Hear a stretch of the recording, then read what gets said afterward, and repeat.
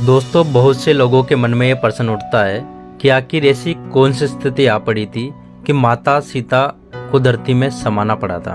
क्या इसके अलावा कोई और विकल्प नहीं था तथा श्री राम क्यों इतने कठोर थे कि उन्होंने बार बार माता सीता के चरित्र पर संदेह किया।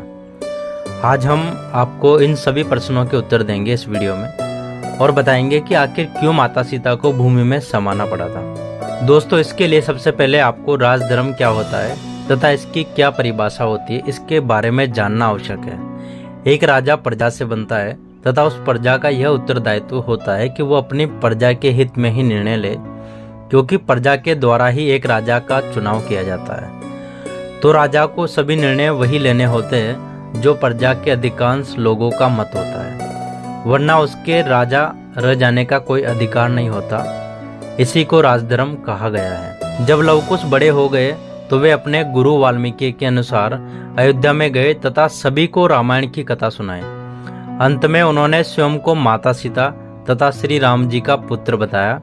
इसके बाद अयोध्या की प्रजा द्वारा इस पर प्रश्न चिन्ह लगा दिया गया। श्री राम ने जब यह सुना तो लोकमत को ध्यान में रखकर सीता को स्वयं यहाँ आकर प्रमाण देने को कहा तथा अपनी शुद्धता की शपथ लेने का आदेश दिया।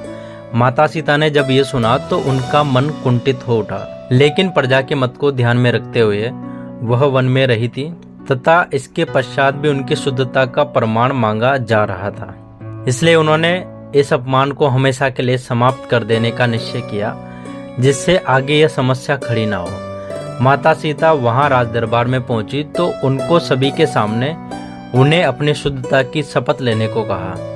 यह सुनकर माता सीता ने सबके सामने यह शपथ ली कि यदि उन्होंने मन, वचन तथा कर्म से भगवान श्री राम की आराधना की है तथा उन्होंने उन्हीं को अपना पति माना है, तो इसी समय यह धरती फट जाए और वे उसमें समा जाए। माता सीता के इतने कहने पर एक जोरदार गर्जना हुई तथा धरती फटकर दो हिस्सों में बट गई और उसमें से धरती माँ अवतरित हुई और माता सीता को अपने साथ लेकर चली गई। इस प्रकार माता सीता ने प्रजा के द्वारा उन्हीं के लिए उठाए गए विवाद को हमेशा के लिए शांत कर दिया। तो दोस्तों, आशा करता हूँ कि आपको आज की ये कहानी अच्छी लगी होगी।